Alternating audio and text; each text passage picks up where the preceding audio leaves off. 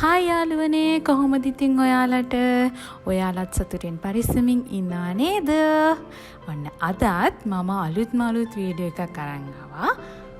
Video එක පටන් ගන්න කලින් ඉතින් මම ඔයාලට ආදරෙන් මතක් කරනවා තාමත් මාව subscribe කරලා නැත්නම් දැන් subscribe කරන්න කියලා. ඔන්න එහෙනම් අපි වීඩියෝ එකට යමු.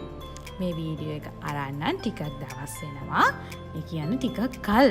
ඉතින් මට ආස හිතුණා මේ වීඩියෝ එකත් ඔයගොල්ලන්ත් එක්ක බෙදා ගන්න. මොකද මං අපේ අම්මලාගේ ගෙදර ඉද්දි ඒ කියන්නේ මැරි කරන්න කලින් අම්මලා අප්පච්චිලා නංගිලා මඩිලා දෙන්න ඒ ඔක්කොමත් එක්ක ගියපු ලස්සන ගමනක් හින්දා. ඉතින් අපිත් මේ යන්නේ කොහෙද කියලා දැනටමත් ඔයගොල්ලෝ දන්නවා thumbnail එකේ තියෙනවානේ.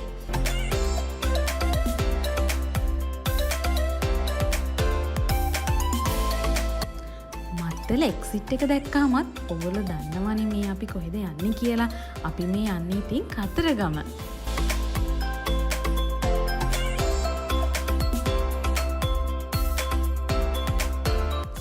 අපි ඉතින් හරි නිස්කලංක සරල තැනක් හොයාගත්තා එදා දවසේ රැට අපිට නතර වෙන්න.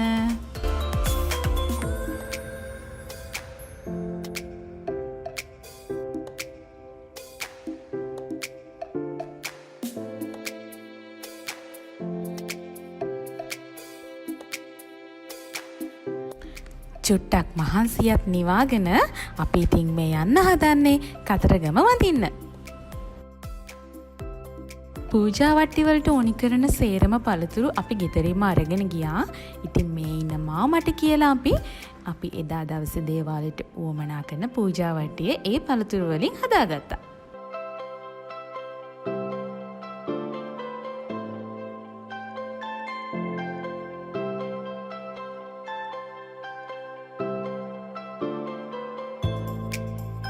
දැන් ඉතින් මේ අපි 6 දිනත් එක්කම යන්න හදන්නේ කිරිවෙහෙර වඳින්න.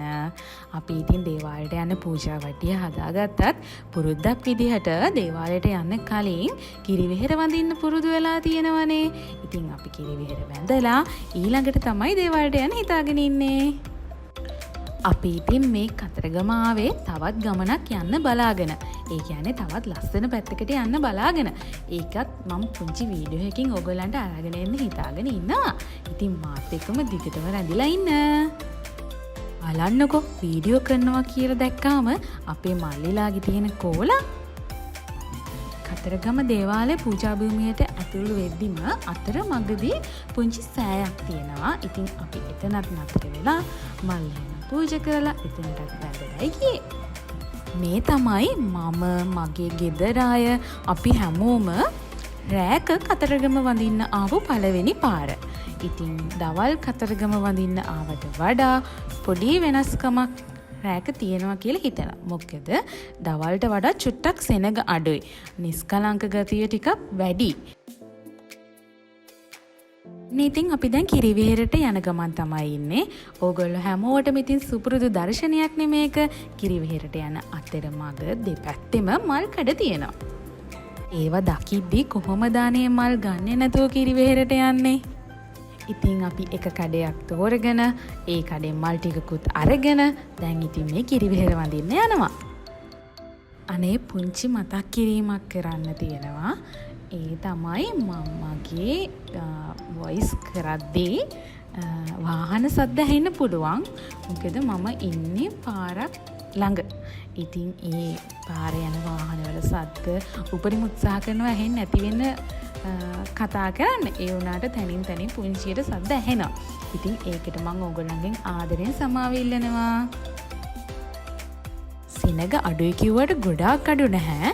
ඉතින් රෑක කතරගම වඳින්න අපි වගේම තවත් අස් පිරිසක් ඉන්නවනේ. ඉතින් ඒගොල්ලොත් ඇවිල්ලා හිටියා.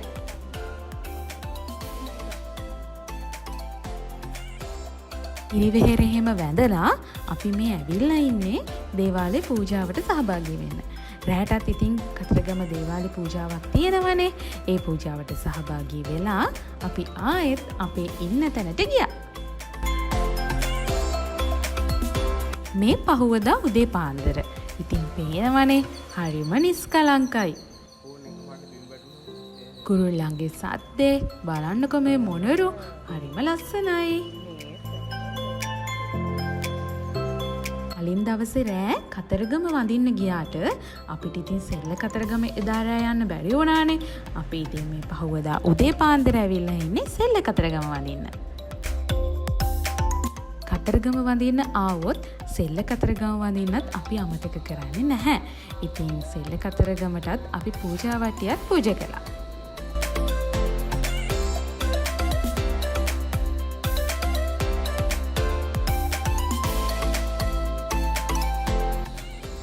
සෙල්ල කතරගම ආවොත් ඉතින් මාළුන්ට කෑම නොදා කොහොමද නේද? ඉතින් බලන්නකෝ මේ පොරි ටික කන දිහා බලන් ඉන්න හරිය ආස හිතෙනවා.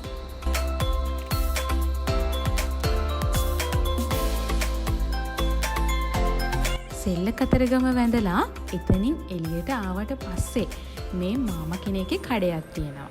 හැබැයි දැන් අපි මේ ගමන ගිහිලා ටිකක් කල් නිසා දැන් නම් මේ කඩේ එතන තියනවද නැද්ද කියන්න දන්නේ නැහැ හරියටම.